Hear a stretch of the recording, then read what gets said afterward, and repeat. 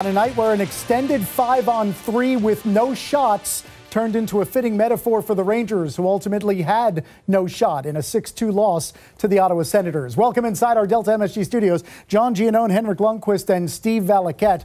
We saw the Rangers twice in the last 2 weeks, Steve, have 3 games in 4 nights, and on that third game, both times, lose in overwhelming fashion to an inferior team. You know, John, you oftentimes say, is that cause or effect? And look, it's a combination of both. The way that I look at it, I thought I was going to see a game like tonight 2 weeks ago in Pittsburgh, and the Rangers came out and gutted out a 1-0 victory.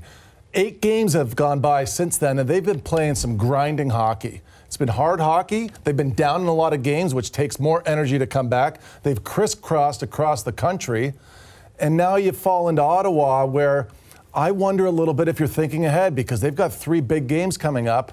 You look past Ottawa a little bit, maybe, or you're just run down a little bit physically, mentally. I mean, I don't know. Hank, you know the schedule. You know how it goes. Yeah, and to your point, to win this league, the commitment you need both physically and mentally, it's so hard. It's hard on players to be up there every night, and that makes their record so far so impressive. The fact that they're 18-5, and you look at the schedule, you talked about the traveling, and a lot of times, as a player, you're not going to feel great. You're just looking for that good energy in the room, the confidence, and absolutely not, you're looking for excuses. You try to really find your level of play every night, but it takes a lot out of you every night. And tonight, yeah, I agree with you. They looked a little tired. They were a little sloppy at times. And on the other side, you watched Ottawa. They played with a lot of energy. They looked fast. A couple of the goals tonight was just they were beating guys to those loose pucks on the rebounds.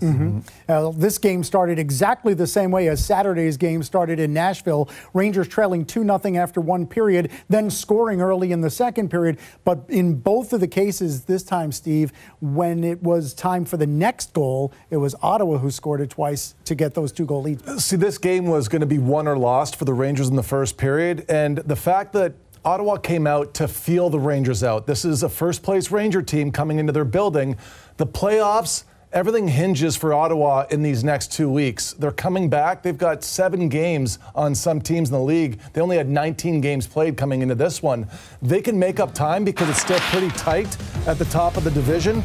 But what Ottawa did, and it was smart on their part, they played safe. They were taking point shots, low to high, lots of traffic in the first period.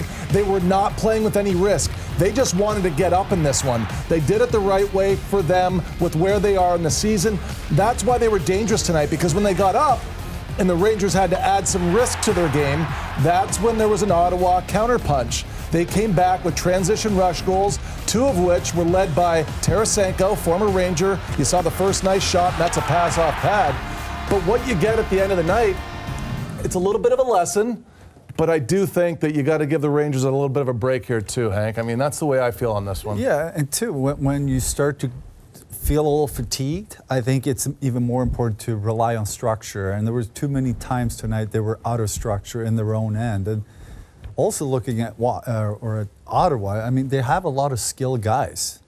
I think this game was played more towards Ottawa style of play. The back and forth, rely on skill, where the Rangers, I think a lot of games rely on their structure. It's something I was so impressed with the first month into the season. Well, Mika Zibanejad extended his point streak to 8 games with an assist on the 2-1 goal early in the second period. Let's begin the Rangers' reaction in the dressing room with Mika Zibanejad after the 6-2 loss.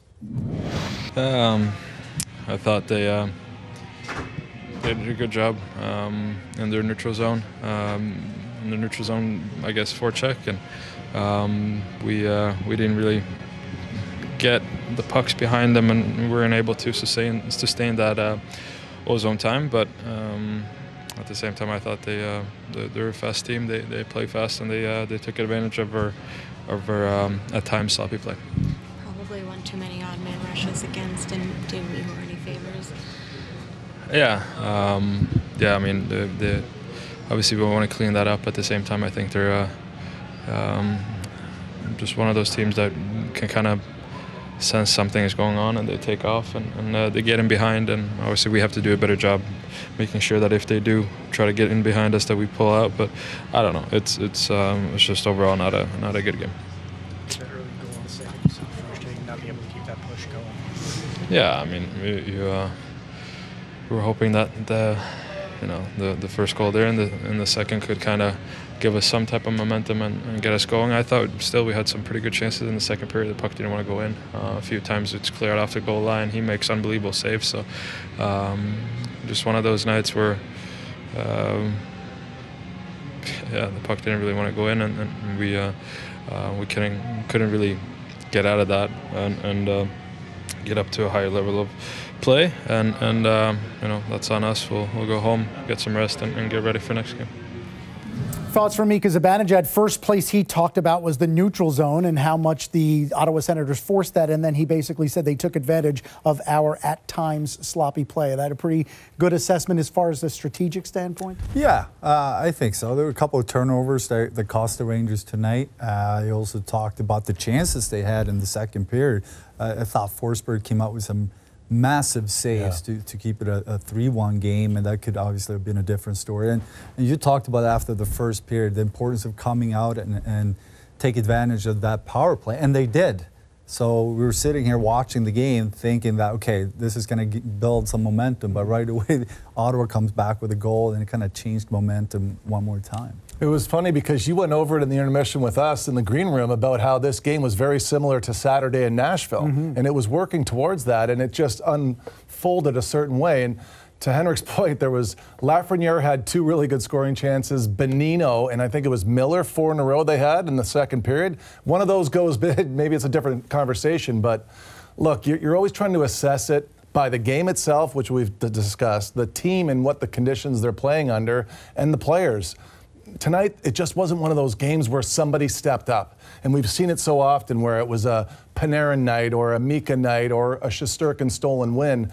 None of the big boys stepped up, but at the same time, geez, I'm wondering how much gas is left in the tank right now for these guys. They've got 3 days off now for the next game, right? So they've got off until Saturday, and this is a huge weekend, so maybe the timing's right too, just to take a little deep breath and have a day off tomorrow. Yeah, and to refill the tank. Jacob Trouba played 18.5 minutes. He had his usual night of 4 hits and 2 block shots. Here's his reaction to the 6-2 loss. Yeah, I think the last 2 games probably give it more chances and goals than we want.